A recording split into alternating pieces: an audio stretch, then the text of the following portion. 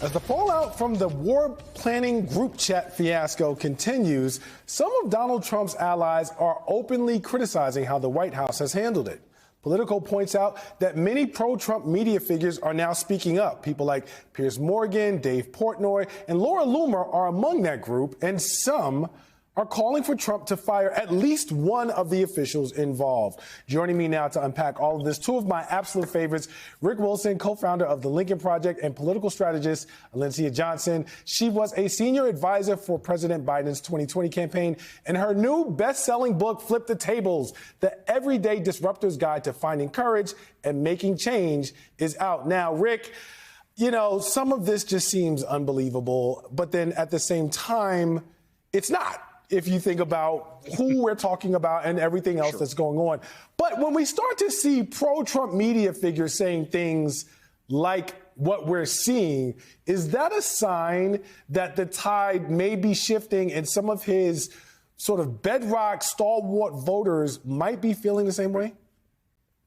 Look, I think there are a lot of folks, especially military veterans out there, who look at this and it goes against everything they ever learned in the military. You don't talk about troop movements. You don't talk about the times of an attack. You don't talk about the targets before the plan is executed.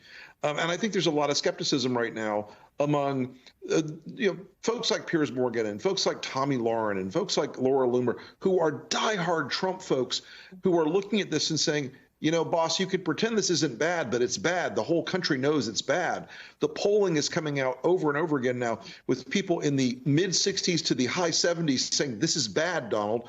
And it's, you know, that magical thinking around Trump, it kind of keeps a shield around him some of the time. But when even his own people see that this thing has gone off the rails this far, you know, that pressure to take a scalp, that pressure to throw somebody off the sled to the wolves is mounting by the day.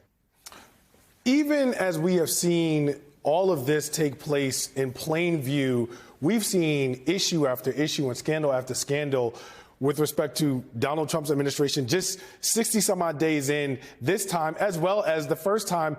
But it doesn't seem that there's ultimately a whole lot of political cost to it. Alyncia, do you think that this is something that actually may end up costing this administration at a greater rate?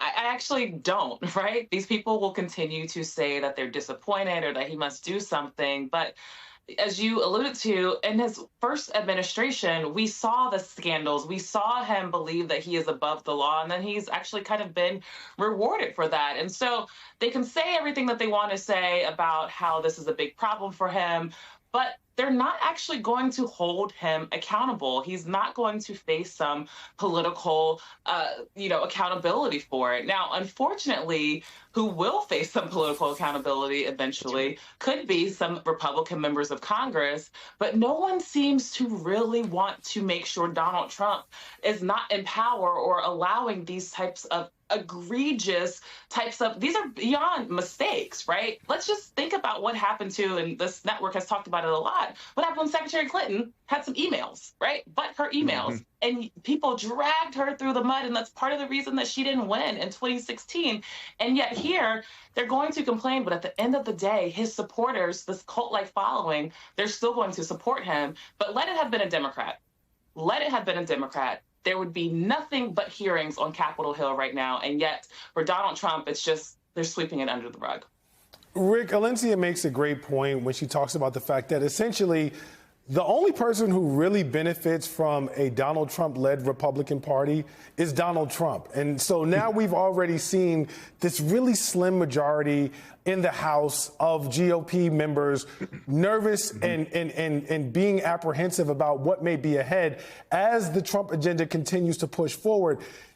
This is not a new thing. Donald Trump has not been the guy who led a party and ultimately his stamp of approval or kissing the ring meant that you were anointed as a king. He's never really been the kingmaker that he points himself out to be. So if you're a Republican member thinking about midterms, how are you navigating your fealty to the White House versus wanting to keep your job? Sure. That's the toughest thing they have to wake up to every day. They have to go back to their constituents and say, yes, I'm backing Elon Musk and Donald Trump closing your Social Security office in this rural area. I'm backing Elon Musk and Donald Trump ending school lunches for your kids. I'm backing Elon Musk and Donald Trump. And they're doing it Right now, they're trying to do it just by hiding. They're not doing town hall meetings. They're not going home to their districts. They're keeping their offices closed. That will not sustain over time. They're going to have to swallow the poison pill that Donald Trump is making them swallow in order to make these Project 2025 goons in D.C. happy. I think they're in a real tough spot. And you're right, Charles. Donald Trump has never been the kingmaker in the general election he claims to be. He can pick and choose who he wants in a primary as a general rule, but he is right now giving these guys a very, very radioactive portfolio of issues they're going to have to deal with. And it's giving the Democrats an opportunity, if they're smart about it, to go home and talk about two big issues: the chaos in Washington and the harm it's causing the people back home. If Democrats can do that, I think they've got a very good shot at a good year in 2026. But it's important to, remember that Donald Trump will always throw out more craziness and more bait. And one of the reasons I think the Signalgate problem has been very difficult for him, we are now on the 5th consecutive day where Donald Trump has not had control of the national news agenda. And it is making him crazy. So I expect we're going to see some more of that, the usual sort of Donald Trump, the Trump show, if you will, in the next couple of days to try to change the subject. But this is not helping him out there in the country for another reason, and that is that he's not doing the economy. He's not offering the new golden age. He's not making the economy more robust and more stable and bringing back jobs. Everything he's done so far has just scared people because the tariffs are causing the markets to get jittery. They're causing job numbers to drop. None of this is helping right now. And, they used to give Donald Trump a kind of a pass because the economy was good. I don't think they're going to do the same thing at this point. Alencia, I need you to put on your political strategist hat. Rick just talked about a number of different tools, it seems, that Democrats have at their disposal to use in this moment. What does that actually look like, and how do we see Democrats potentially utilize those effectively and not fumble the bag like we've seen them do so many times before? Well, when Rick said, if Democrats can get it together, I literally thought about something I say all the time is, quite frankly, Democrats can literally fumble the ball and it's like right in front of us. But I am hopeful when we've seen these rallies that we saw with AOC and Bernie Sanders. I am hopeful when I was looking at a video of Congresswoman Ayanna Pressley speaking to her constituents and the pain that people are feeling. I am also really hopeful in paying attention to these town halls that are in swing districts, or even the very few Republicans that have still had a few town halls, and the anger that's there. If Democrats understand how to build this multiracial coalition that understands that this is a class warfare, right? We have a common enemy, then we will be able to be victorious in 2026. It also requires some Democrats in leadership and decision makers to actually realize their time in leadership is up. Actually, they need to concede some power to the leadership, the growing leadership in the party that is more reflective of the diverse base that we have. It's actually okay. Go out on top. President Biden, he left a little late in the race. However, that was a leadership decision to say, you know what, I'm not the person best fit for this position right now. And so Vice President Harris became the nominee.